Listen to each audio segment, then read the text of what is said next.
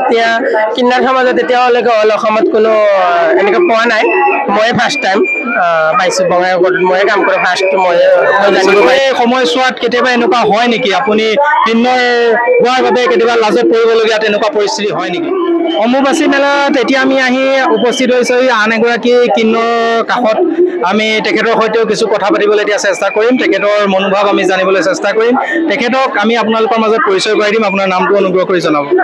নমস্কাৰ, মোৰ নাম স্বপ্না মণ্ডল। মই বঙাইগাঁৱৰ পৰা আহিছোঁ। মই আজি 3 বছৰৰ পৰা কামাখ্যা মন্দিৰত আহি আছোঁ। এইবাৰ লৈ মোৰ 3 বছৰ হ'ল আৰু বহুত ভাল লাগে মোৰ ইয়াতে আহি। বহুত জেগাৰ পৰা বহুত দৰ্শক আহে, ভাল লাগে, মাৰ দৰ্শন কৰিব আহে। আপুনি চৰকাৰী চাকৰিয়াল বুলি গম পাইছোঁ। আপুনি কি জব কৰে, কি চাকৰি কৰে? হয়, মই কোৰ্টত বঙাইগাঁও কোৰ্টত কাম কৰোঁ। পাৰালিগেল ভলেণ্টাৰী হিচাপে ডিষ্ট্ৰিক্ট লিগেল ছাৰ্ভিচ অথৰিটি অফিচত মই কাম কৰোঁ।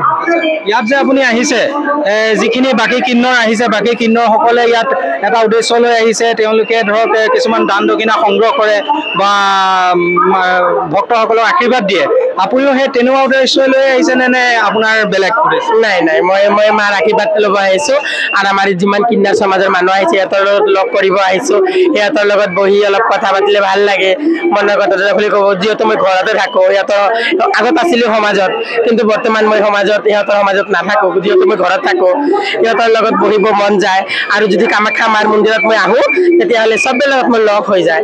আমাৰ অল অসমত যিমান ট্ৰান্সজেণ্ডাৰ আছে চবেই আহিবলৈ চেষ্টা কৰে আৰু আহে, মেক্সিমাম আহে, 90% আহে। আচ্ছা, আপুনি মানে তেওঁলোকক লগ পোৱাৰ উদ্দেশ্যে আপুনি আহিছে আৰু ইয়াত আহি আপোনাৰ কেনেকুৱা লাগে, মন কেনেকুৱা লাগে, কি পায় আপুনি ইয়াত এই কামাখ্যা মন্দিৰৰ পৰা আপোনালোকে কেনেকুৱা কিবা শক্তি পোৱা যেন লাগে নে কিবা উৰ্জা পোৱা যেন লাগে?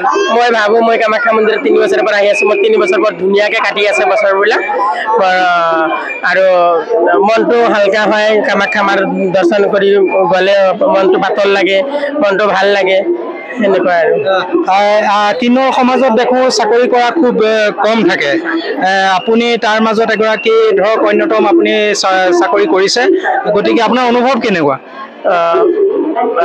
এতিয়া কিন্নাৰ সমাজত এতিয়ালৈকে অল অসমত কোনো এনেকৈ পোৱা নাই।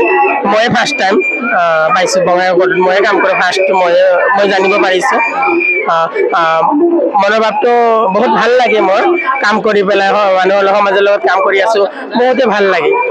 আৰু সমাজৰ পৰা বহুত মোক ছাপোৰ্ট কৰিছে, আমাৰ কোৰ্টৰ ফালৰ পৰা ছাপোৰ্ট কৰিছে। চবেই কোৰ্টত যোৱাৰ লগে লগে চবেই মোক বহুত ভালো পায়। চাকৰি সময়ছোৱাত কেতিয়াবা এনেকুৱা হয় নেকি আপুনি কিন্নৰ হোৱাৰ বাবে কেতিয়াবা লাজত পৰিবলগীয়া তেনেকুৱা পৰিস্থিতি হয় নেকি?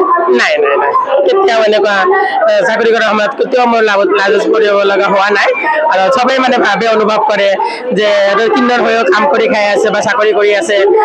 চবেই মানে ভালে পায় আৰু মোক ধন্যবাদ দিয়ে। আপোনাৰ ঘৰত কোন কোন আছে আৰু আপুনি ঘৰৰ পৰিয়ালৰ লগত থাকেনে? হয়, মোৰ ঘৰত মোৰ মা দেউতা আৰু মই আৰু মোৰ হাজবেণ্ডে হয়। যিহেতু আমাৰ কিন্নাৰ সমাজত বিয়া হৈছে, এনে আমাৰ আইনগতটো বিয়া নহয়, কিন্তু আমি সম্পৰ্ক কৰি কোনোবাৰ লগত থাকিব পাৰোঁ, এনেকুৱা মানে আছে। মোৰ বয়ফ্ৰেণ্ড আৰু হাজবেণ্ডে দুটাই ধৰিব গ'লে মানে বিয়া হৈছে আমাৰ কিন্নাৰ সমাজত। মানে আইনগত বিয়া হোৱা নাই, সমাজত বিয়া হৈছে আমাৰ। হাজবেণ্ড লৈ মোৰ মা দেউতাক লৈ থাকোঁ। শেষত আপোনাৰ পৰা আমাৰ অসমবাসীৰ বাবে বা আমাৰ যিখিনি দৰ্শক আছে তেখেতসকলে এটা আশীৰ্বাদ আপোনাৰ পৰা বিচাৰিম। মই মনৰ পৰা আশীৰ্বাদ কৰোঁ, মা কামাখ্যা সবাইকে ভালে ৰাখক আৰু চবৰ মনোকামনা পূৰণ কৰক আৰু চবৰ ঘৰ পৰিবাৰ সুখী থাকক। মই এইটো কামনা কৰিছোঁ। ধন্যবাদ। জয় মা কামাখ্যা। জয় মা কামাখ্যা। ধন্যবাদ।